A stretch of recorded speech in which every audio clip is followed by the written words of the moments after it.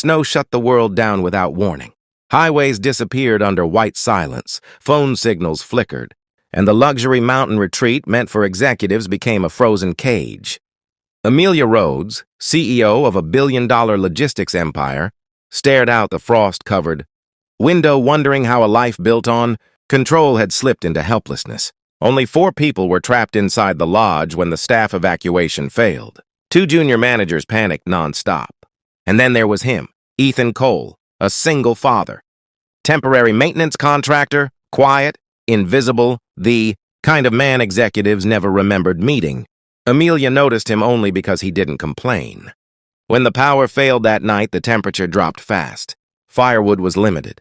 Blankets were fewer than bodies.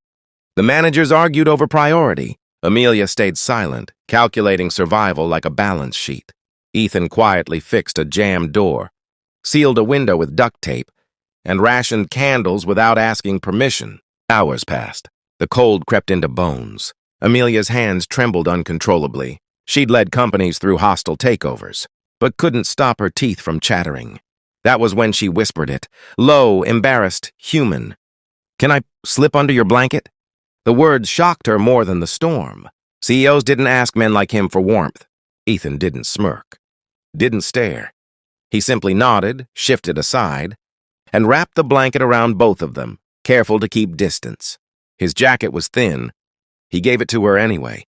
She noticed his hands were cracked, bleeding. "You'll freeze," she said. "I've slept colder," he replied. They didn't speak much after that, but Amelia listened. She noticed how he woke first to check the doors, how he placed himself between her and the draft, how he offered the last protein bar to the junior manager having a panic attack. At dawn, a corporate email notification finally loaded on her phone.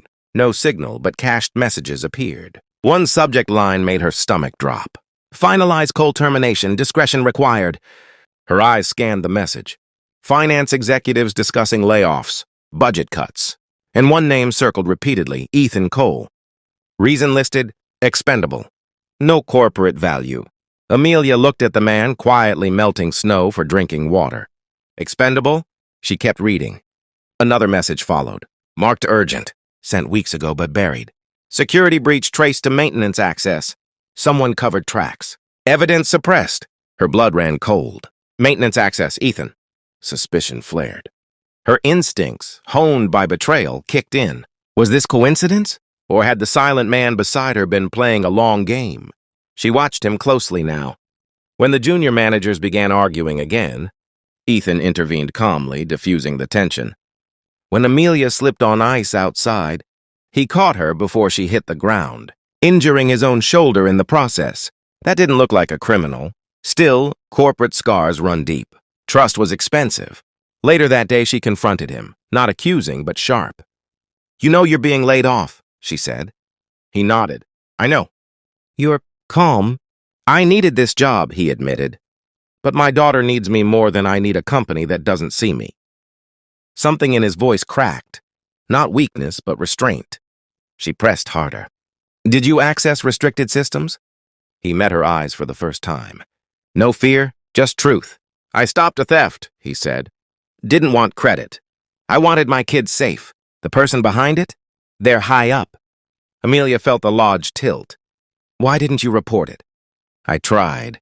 Emails vanished. Calls ignored. I realized silence was safer. Corporate betrayal wasn't new to her.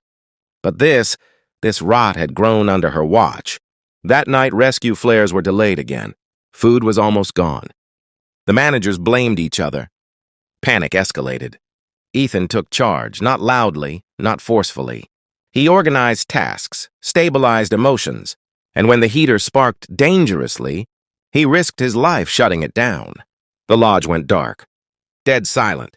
In that silence, Amelia understood something terrifying. If Ethan wasn't there, none of them would survive the night. And the company she built was about to destroy the one man who saved its soul. The storm broke just before dawn. Rescue teams arrived by noon. Cameras flashed when Amelia stepped out, but none noticed. The man walking a step behind her, carrying medical supplies, making sure everyone else boarded first. Back in the city, warmth returned fast. Humanity didn't. At headquarters, executives smiled, unaware the balance of power had shifted. Amelia called an emergency board meeting within hours of returning. No introductions, no pleasantries. She projected internal emails onto the wall. Frozen faces stared back at their own words. Betrayal exposed line by line. Someone here, Amelia said calmly, sacrificed integrity for profit. Eyes darted, throats tightened. She didn't stop. She revealed the suppressed breach report, the altered logs, the executive fingerprints all over the cover-up. And one man, she continued, risked his job and his child's future to stop it, alone. She paused. Ethan Cole. Murmurs erupted. Finance tried to interrupt. She shut it down with one sentence. You fired the wrong people. Security escorted 3 executives out that day. Charges followed quietly. Stock dipped briefly, then surged when transparency restored trust. Ethan expected nothing. He returned to maintenance work the next morning. Badge deactivated, lunchbox in hand. He was ready to walk away. Instead, Amelia stood in the lobby waiting. You never asked for credit, she said. He shrugged. Didn't need it. She handed him a new badge. Executive clearance. Director of Internal Ethics and Safety, she said. With authority. His hands shook. I'm not corporate, he said honestly. That's why you're perfect. News outlets later called him a hero. He never watched the interviews. He picked up his daughter from school that day, on time, for the first time in months. At home, she asked, Did you fix the storm, Dad? He smiled. No, I just helped people stay warm. Amelia changed too. She canceled golden parachutes, opened anonymous reporting lines that actually worked. She started visiting night shifts, listening.